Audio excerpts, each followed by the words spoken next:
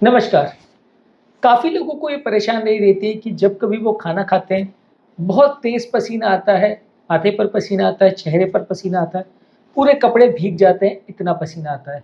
तो आज हम बात करेंगे ऐसे लोगों को क्या करना चाहिए, क्या टिप्स उनके लिए हो सकते हैं, जिससे उनकी ये प्रॉब्लम कुछ हद तक कम हो सके और पसीना आने की अननेसेसरी जो इसकी वजह से उनको परेशानी होती है या कई बार एम्बैरेसमेंट होती है, इससे वो बच सके। आज हम उस बारे में बात करेंगे। टॉपिक पर जाने से पहले जो लोग हमारे चैनल पर नए हैं, उन्हें रिक्वेस्ट करूँगा कि चैनल को सब्सक्राइब करें, वीडियोज़ को लाइक और शेयर करें।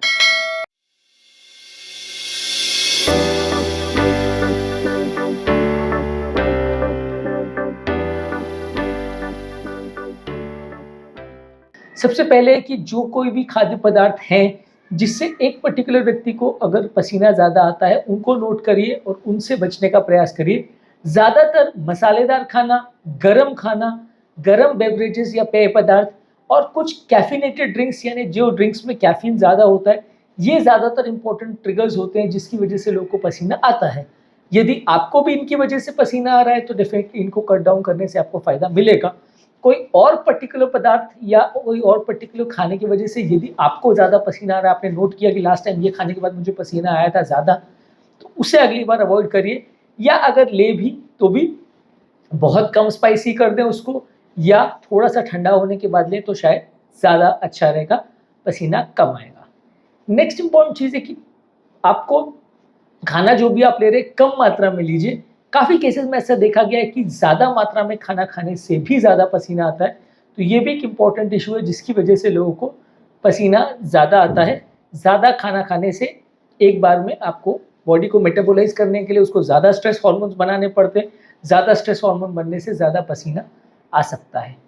इसके अलावा बहुत जल्दी-जल्दी अगर लोग खाते हैं तो उसकी वजह से भी लोगों को ज़्यादा पसीना आ सकता है, तो थोड़ा धीरे-धीरे करके खाएँ। खाना धीरे-धीरे करके अगर उसका पाचन होगा, खाना धीरे-धीरे करके बॉडी में जाएगा, तो आपको पसीना कंपैरेटिवली कम आएगा। यानी कि यदि आप इतना खाने को 10 मिनट में फिनिश करते हैं, तो उसके बदले खाना कम कर लीजिए और उसको 10 से के बदले 15 मिनट में खाइए या 20 मिनट में खाइए। तो बॉडी के अंदर जो खाने जाने की स्पीड होगी और बॉडी का जो मेटाबॉलिज़्म बढ़ने का कंडीशन होगा, वो थोड़ा स्लो चलेगा। इससे भी पसीना आने की प्रॉब्लम में आपको फ़ायदा मिल सकता है। नेक्स्ट है कि हाइड्रेशन मेंटेन करिए। काफ़ी पेशेंट में ऐसा देखा गया है कि अगर बॉडी डिहाइड्रेटेड है या बॉडी में पानी की कमी है, तो स्ट्रेस हार्मोन्स और स्वेटिंग मैकेनिज़्म ज़्यादा एक्टिवेट हो जाता है।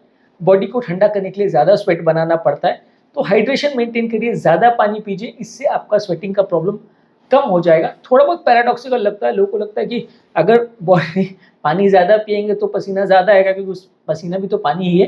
लेकिन ऐसा नहीं है, ज़्यादा पानी पीने से वो बॉडी को एक तरह से ठंडा करता है, मेटाबॉलिज़्म को सैटिस्फाई करने के लिए या मेटाबॉलिज़्म को कूल डाउन करने के लिए वो वर्क करता है, जिसकी वजह से पसीने की रिक्वायरमेंट कम हो जाती है। इसके अलावा बहुत ज़्यादा गरम और मसालेदार खाने को जहाँ तक पॉसिबल है अवॉइड करिए। बहुत ज़्यादा गरम पेय पदार्थों को भी अवॉइड करिए, जहाँ तक पॉसिबल है इनको ठंडा करके ही लीजिए तो ज़्यादा अच्छा है। इससे आपको थोड़ा-सा स्वेटिंग का प्रॉब्लम में राहत मिलेगा। इसके बदले जो खाद्य पदार्थ आपकी बॉडी को थोड़ा ठंडा करते हैं, जैसे कि खीरा है, तरबूज़ है, मिंट है या पेपरमिंट वगैरह है, इससे आपका बॉडी टेम्परेचर कम होता है, तो ऐसी चीज़ों को आप प्रेफ़र कर सकते हैं, जो बॉडी टेम्परेचर को कम करे या जिनका बॉडी में कूलिंग इफ़ेक्ट होता है, वैसी चीज़ों को आप प्रेफ़र कर सकते हैं। अल्कोहल को अवॉइड करिए, स्मोकिंग को अवॉइड करिए, टोबैको को अवॉइड करिए। ये सारी चीज़ें आपकी थर्मल रेगुलेशन सिस्टम को अफ़ेक्ट करती हैं। इसलिए यदि आपको पसीने का प्रॉब्लम है तो ड्रिंकिंग का, स्मोकिंग का और टोबैको का यानी तंबाकू को जहाँ तक पॉसिबल अवॉइड करिए। स्ट्रॉन्ग चाय, कॉफ़ी भी ज़्यादा मत पीजिए, दिन भर में मैक्सिमम 1-2 कप ही पीजिए। उससे ज़्यादा चाय, कॉफ़ी पीना भी इस बीमारी के लिए थोड़ा अच्छा नहीं है। इसके अलावा थोड़े ठंडे कपड़े पहनिए, कोई कॉटन के या ऐसे तरह के कपड़े पहनिए जिसमें पोर्स हो, उसमें आपकी स्वेटिंग प्रॉपर्ली हो सके और एयर सर्कुलेशन प्रॉपर्ली मेंटेन हो सके। इस तरह के कपड़ों को प्रेफ़र करिए, तो इससे आपका थोड़ा बॉडी ठंडी रहेगी और एयर सर्कुलेशन मेंटेन रहेगा। बहुत ज़्यादा टाइट और बहुत ज़्यादा सिंथेटिक कपड़े जो लोग पहनते हैं, उनको थोड़ा पसीने का प्रॉब्लम ज़्यादा हो सकता है। इस तरह के कपड़े भी आप प्रेफ़र कर सकते हैं जो आपके पसीने को अब्ज़ॉर्ब करें। कई अब्ज़ॉर्प्टिव अंडरगारमेंट्स आते हैं जो आपके पसीने को अब्ज़ॉर्ब करते हैं बेटर तरह से, आपको बहुत ज़्यादा पसीना नहीं आने देते। वैसी चीज़ों को आप थोड़ा प्रेफ़र कर सकते हैं।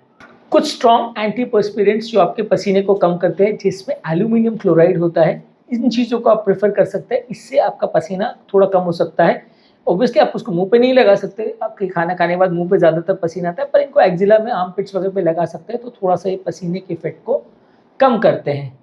इसके अलावा ठंडा तौलिया वगैरह यूज़ कर सकते हैं या आइस पैक यूज़ कर सकते हैं। यदि आपको पसीना आ रहा है तो उसको पोंछने के लिए ठंडा तौलिया प्रयोग कर सकते हैं, तो आपको पसीना इकट्ठा नहीं होगा, कपड़े पूरे नहीं भीगेंगे। या आइस पैक्स भी चेहरे पर रख सकते हैं, जिससे आपको थोड़ा ठंडा लगेगा। ठंडे एनवायरनमेंट में रह सकते हैं। यदि आपको खाना खाने के बाद पसीना ज़्यादा आता है तो आप ऐसे रूम में खाना खा सकते हैं जहाँ पे एसी आपने ज़्यादा कूल टेम्परेचर पे सेट किया है या पंखा वगैरह ज़्यादा चालू किया है, तो रूम टेम्परेचर थोड़ा कम रहेगा, तो आपको पसीना थोड़ा कम आएगा। ऐसे जगह पे आप रूम टेम्परेचर को थोड़ा मॉडिफाई करें, कमरा थोड़ा खुला रखें, एयर सर्कुलेशन थोड़ा अच्छा हो, पंखा वगैरह चालू कर ले, तो आपको पसीना थोड़ा कम आएगा। बहुत ज़्यादा गर्म एनवायरनमेंट में या जहाँ बहुत ज़्यादा बाहर का एक्सटर्नल एनवायरनमेंट है, सनरेज वगैरह पड़ रही है, वैसी जगह पे खाना मत खाइए, नहीं तो खाने से होने वाला पर्सपिरेशन का जो इफेक्ट है वो और ज़्यादा बढ़ जाएगा।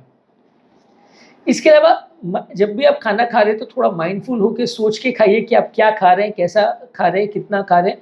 थोड़ा विचार करके खाएंगे तो उससे थोड़ा बॉडी की स्ट्रेस हार्मोन्स वगैरह प्रॉपर्ली रेगुलेट होते हैं, मेंटल स्ट्रेस भी थोड़ा कम होता है, तो इस पर थोड़ा प्रॉपर ध्यान दें तो अच्छा है। बिना सोचे समझे कुछ भी खाया जा रहा है, ये थोड़ा सा गलत होता है, इसमें आपका स्ट्रेस हार्मोन्स थोड़े ज़्यादा बनते हैं। माइंडफुल ईटिंग इसको बोलते हैं। इसके अलावा आपके खाने के लिए एक फूड डायरी मेंटेन करिए, कौन कौन सी चीज़ों से ज़्यादा पसीना आता है उसका एक डायरी एंट्री रख के मेंटेन करिए। वो सारी चीज़ों को अवॉइड करने के लिए आपको ज़रूरी है कि आपको किस दिन क्या करने पर या क्या पर्टिकुलर एक्टिविटी करने पर आपने उसके बाद खाना खाया था तो पसीना ज़्यादा आया था, क्या स्पेशल उस दिन अलग हुआ था जो बाकी चीज़ों से अलग था, कौन सा मसाला ज़्यादा यूज़ किया था, कौन सा मसाला कितना ज़्यादा यूज़ किया था।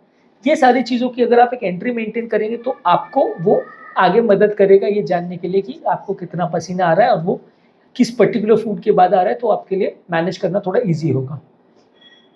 इसके अलावा खाना खाने के बाद थोड़ी देर आप रेस्ट कर सकते हैं, माइंड को थोड़ा कूल कर सकते हैं, बॉडी को थोड़ा कूल होने दे सकते हैं। तुरंत ही अगर खाना खाने के बाद अगर हम काम वगैरह करने को चले जाते हैं या एक्टिविटी करने को चले जाते हैं तो पसीना ज़्यादा आने के चांसेस ज़्यादा हैं। कोई पर्टिकुलर फूड प्रोडक्ट से यदि आपको एलर्जी है तो जहाँ तक पॉसिबल है उन चीज़ों को अवॉइड कीजिए। कोई पर्टिकुलर खाद्य पदार्थों से यदि आपको सेंसिटिविटी है तो उनको अवॉइड करिए, इससे भी थोड़ा ज़्यादा पसीना आ सकता है। बीच बीच में शुगर लेस गम या च्युइंग गम अगर आप चबाते हैं तो उससे आपके सलाइवरी ग्लैंड्स एक्टिवेट होते हैं, ज़्यादा सलाइवा प्रोड्यूस करते हैं। ऐसा देखा गया है कि ये शुगर लेस गम ज़्यादा खाने से खाने के बाद जो आने वाला पसीना है या स्वेटिंग का टेंडेंसी वो कम हो जाता है। शुगर लेस च्युइंग गम आप प्रयोग कर सकते हैं, इससे आपका पसीना आने का चांस थोड़ा कम हो जाएगा। इसके अलावा खाने में जो भी तरह के स्पाइसेस आप ले रहे हैं उसको जहाँ तक पॉसिबल है लिमिट रखिए। स्पाइसेस और कॉन्डिमेंट्स को खाने में अगर आप ज़्यादा प्रयोग करते हैं तो उससे आपको एलर्जी होने का चांस है, उससे आपको ज़्यादा पसीना आने का चांस थोड़ा बढ़ सकता है। तो जहाँ तक पॉसिबल है स्पाइसेस और कॉन्डिमेंट्स को खाने में कम रखिए। योगा, मेडिटेशन, प्राणायाम, डीप ब्रीथिंग एक्सरसाइज ये सब करके अपने माइंड को रिलैक्स करिए। जितना ज़्यादा बॉडी में स्ट्रेस हार्मोन्स होंगे उतना ज़्यादा आपको पसीना वगैरह ज़्यादा आएगा, तो इसलिए आपकी बॉडी में स्ट्रेस हार्मोन्स को या दिमाग में मेंटल स्ट्रेस को कम करना ज़रूरी है। यदि इसके बाद भी आपको पसीने की प्रॉब्लम ज़्यादा आ रही है तो डेफिनेटली आपको किसी डॉक्टर को कंसल्ट करने की ज़रूरत है। हमने हाइपरहाइड्रोसिस के कॉजेज़ पर डिस्कशन किया था कि कौन कौन से कारणों से आपको ज़्यादा पसीना आ सकता है, तो वो सारी चीज़ों को आप देख लीजिए। यदि इनमें से कोई बीमारी है जिसकी वजह से आपका मेटाबॉलिज्म ज़्यादा है या आपको पसीना ज़्यादा आ रहा है, तो आपको उस पर ध्यान देने की ज़रूरत है, उसका ट्रीटमेंट करने की ज़रूरत है। आज के टॉपिक में हमने बात करी क्या क्या करने से खाने के बाद होने वाले पसीने से आप बच सकते हैं और इस प्रॉब्लम से आपको निजात मिल सकता है या राहत मिल सकती है। उम्मीद करूंगा इस टॉपिक से आपको कुछ सीखने को मिला होगा। जो लोग हमारे चैनल पर नए हैं उन्हें रिक्वेस्ट करूंगा कि चैनल को सब्सक्राइब करें, वीडियोस को लाइक और शेयर करें, और यदि स्वेटिंग या हाइपरहाइड्रोसिस की इस प्रॉब्लम से रिलेटेड आप और वीडियोस देखना चाहते हैं तो हमारे चैनल पर इसकी कुछ वीडियोस अवेलेबल है, उन्हें चेकआउट करिए। काफ़ी कुछ नया जानने और सीखने को मिलेगा जिससे आपको अपनी बीमारी को कंट्रोल करने में मदद मिलेगी।